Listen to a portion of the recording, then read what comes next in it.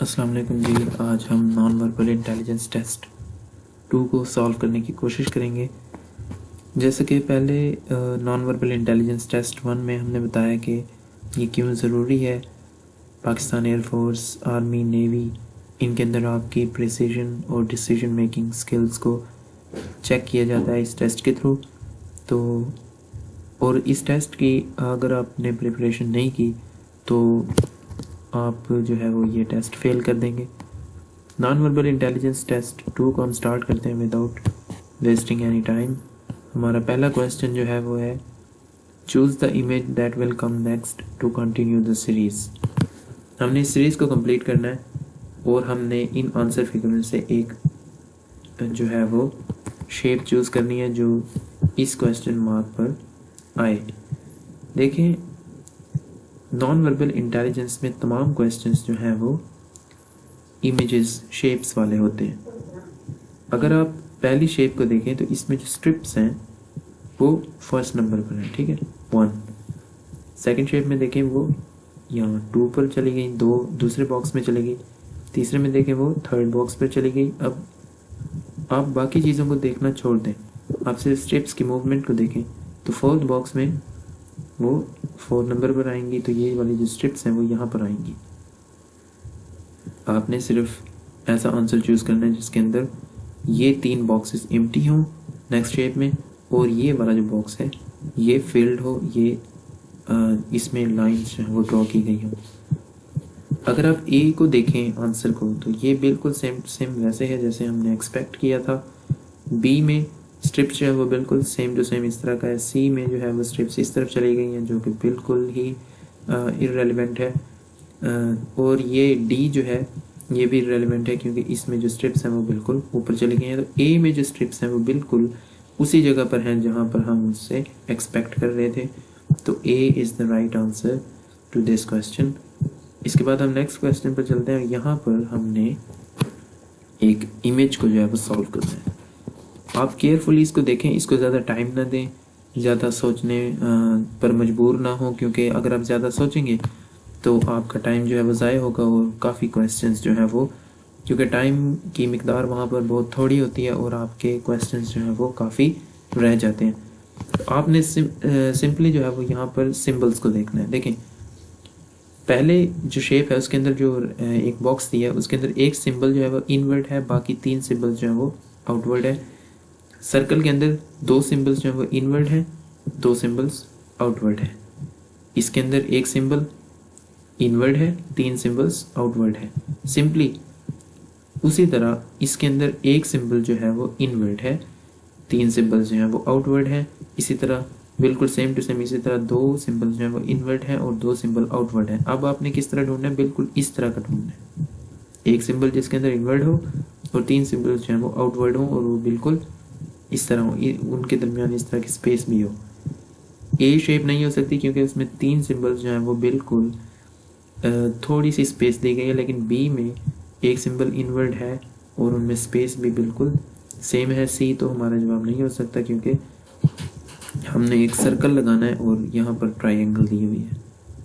तो अब हम बी को जो है वो चूज़ करेंगे और बी ही हमारा राइट आंसर है। इसके बाद हम नेक्स्ट क्वेश्चन पर चलते हैं।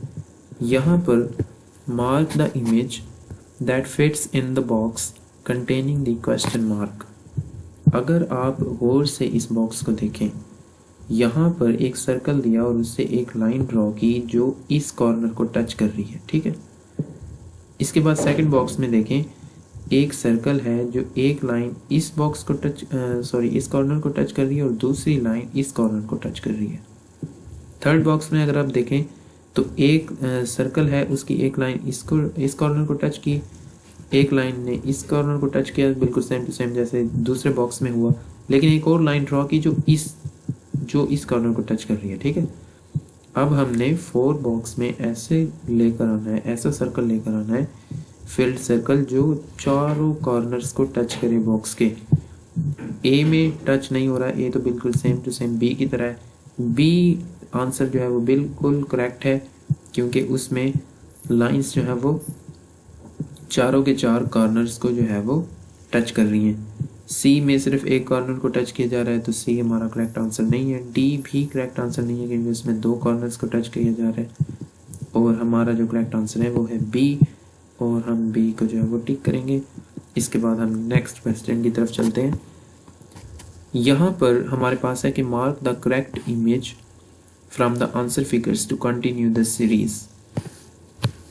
अगर आप इस सीरीज को कंप्लीट करना चाहते हैं, देखिए यहाँ पर एक फील्ड सर्कल है, एक सर्कल है जो आउटवर्ड है, फिर उसके अंदर एक और सर्कल है, फिर यहाँ पर एक फील्ड सर्कल है। अगर आपने इस सर्कल की सिर्फ मूवमेंट को देखना है, ठीक है। अगर शेप्स चेंज होती तो फिर हम और चीज़ें देखते, लेकिन यहाँ पर सिर्फ शेप्स चेंज नहीं है क्योंकि सब में सर्कल ही दिए हुए हैं। तो यहाँ पर एक जो फील्ड सर्कल है इसकी मूवमेंट को देखना है। यहाँ से ये सर्कल यहाँ पर आया, ठीक है, दूसरी शेप में। अब ये सर्कल यहाँ पर गया तीसरी शेप में, तो आंसर आपके सामने है। फोर्थ शेप में ये सर्कल यहाँ पर आएगा। ए तो हो ही नहीं सकता क्योंकि सर्कल बिल्कुल सेम टू सेम तीसरी शेप की तरह है। बी में सर्कल जब वो सेंटर में चला गया तो ये भी हमारा आंसर नहीं है। सी में सर्कल बिल्कुल उसी जगह पर है जहां हम उससे एक्सपेक्ट कर रहे थे, और डी में सर्कल लाइंस को जो है वो सर्कल्स को दूसरे सर्कल्स को इंटरसेक्ट कर रहा है, तो ये आंसर नहीं है। तो सी ही हमारा राइट आंसर है और हम सी को जो है वो टिक करेंगे। इस क्वेश्चन के लिए सी हमारा राइट आंसर है। इसके बाद हम नेक्स्ट शेप पर चलते हैं। What will come next in the series.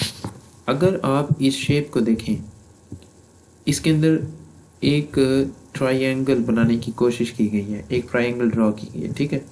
इस बॉक्स में दो लाइंस हैं जो एक दूसरे को टच कर रही हैं एक कॉर्नर पर, और एक ट्रायंगल बनाने की कोशिश कर रही हैं। दूसरी शेप में अगर आप देखें तो ये जो लाइंस ड्रॉ की गई थी वहां से एक और लाइन जो है वो ड्रॉ की गई जो इस तरफ जा रही है, ठीक है। तीसरी शेप में अगर आप देखें तो ये तीन लाइंस, देखिए ये तीन लाइंस तो मिल गई ना। अब अगर इसको इस तरह आप कर्सर की मूवमेंट को देखें, अगर यहाँ से लाइन ड्रॉ करें तो ये यहाँ आएगी बिल्कुल सेम टू सेम जिस तरह तीसरे बॉक्स में हो रहा है। तो अब लाइन कहाँ जाएगी, ये इस तरफ आएगी जो स्टार बनाएगी, ना कि इस तरफ जाएगी जिस तरह के बी शेप में हो रहा है, ठीक है। तो बी शेप हमारा जवाब नहीं है। सी भी नहीं है क्योंकि उसमें इरेगुलर लाइंस हैं। डी भी नहीं है क्योंकि उसमें तो वो तो कम्प्लीटली इरेगुलर लाइंस हैं, ठीक है।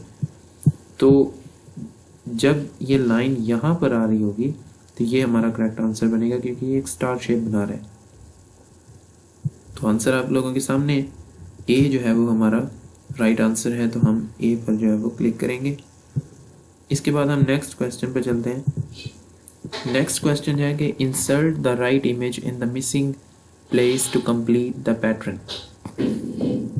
अगर आप यहाँ पर देखें तो ये बॉक्स जिसके साथ ये एरो अटैच है ये फिल्ड है, ठीक है। तीन के तीन बॉक्स फिल्ड है ब्लैक कलर से, उनके दरमियान एक पार्ट जो है वो मिसिंग है इन दो के दरमियान। अगर हम ए को इसमें इंसर्ट करें तो आप इमेजिन करें कि अगर ए यहाँ पर आ जाता है तो ये जो वाइट स्ट्रिप है यहाँ पर ऐड हो जाएगी और ये यहाँ पर पैटर्न जो है बिल्कुल ख़राब हो जाएगा क्योंकि तीन इमेजेस हैं उनके अंदर ब्लैक कलर फील्ड है। अगर बी को आप इंसर्ट करते हैं इसमें, ठीक है, तो ये जो पार्ट है ये ब्लैक जो पार्ट है ये बहुत ज़्यादा है, तो ये यहाँ पर आ जाएगा और इरेगुलर पैटर्न बनेगा। अगर आप सी को इंसर्ट करते हैं तो ये जो वाइट पार्ट है ये बहुत ज़्यादा है, तो यहाँ पर बिल्कुल थोड़ा सा ब्लैक आएगा और उसके बाद सारे का सारा यहाँ पर ये वाला जो बॉक्स है इसका एरिया बढ़ जाएगा ब्लैक पैटर्न का और ये यहाँ तक आ जाएगा, और जो वाइट स्ट्रिप है वो भी बहुत बड़ी है, तो ये भी नहीं हो सकता। डी बिल्कुल सेम टू सेम उसी तरह का है जिस तरह यहाँ पर हमें इस पैटर्न को लगाने की ज़रूरत है, तो डी ही हमारा राइट आंसर है। आपने सिर्फ थोड़ा सा देखना है इसको कम्प्लीटली, और careful observation can make your test easily, ठीक है। easily you can solve all the questions with just a careful observation। देखिए यहाँ पर हमें एक और क्वेश्चन मिला है कि choose the image that best fits in the missing place।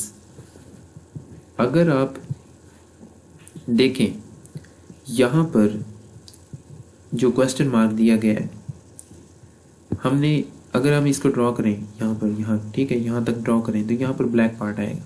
Okay, तो ब्लैक पार्ट जो है वो इस तरफ होना चाहिए, ए में इस तरफ नहीं है, बी में भी इस तरफ नहीं है, सी में बिल्कुल उसी तरह जिस तरह हम उसको एक्सपेक्ट कर रहे हैं।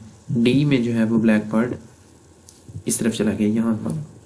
तो सी, हम सिर्फ एक चीज़ को देखें, अब ज़्यादा टाइम वेस्ट करने की ज़रूरत नहीं है क्योंकि हमें ब्लैक पार्ट मिल गया है, तो वो सी में है और हम सी को जो है वो टिक करेंगे और सी हमारा राइट आंसर है। इसके बाद हम नेक्स्ट क्वेश्चन की तरफ चलते हैं। यहाँ पर which part from the answer figures will help to complete the egg.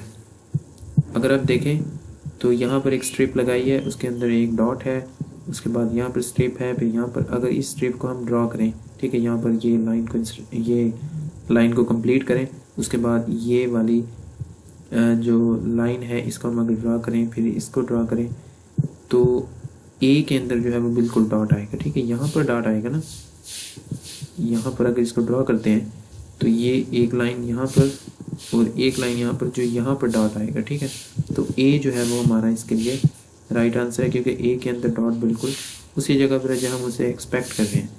B के अंदर 2 डॉट्स हैं तो ये बिल्कुल भी नहीं हो सकता। सी के अंदर डॉट इस तरफ आ गया लेकिन यहाँ पर डॉट जो है वो यहाँ पर होना चाहिए। डी के अंदर 2 लाइन्स हैं और डॉट इस तरफ है, तो ये भी हमारा राइट आंसर नहीं है। ए के अंदर बिल्कुल सेम टू सेम डॉट उसी जगह पर है जहाँ हम उसे एक्सपेक्ट कर रहे हैं और जहाँ ये करेक्टली जो है वो इस एग को जो है वो कंप्लीट करेगा। इसके बाद नेक्स्ट क्वेश्चन हमारा यहाँ पर देखें कि which image will come in place of question mark to complete the pattern.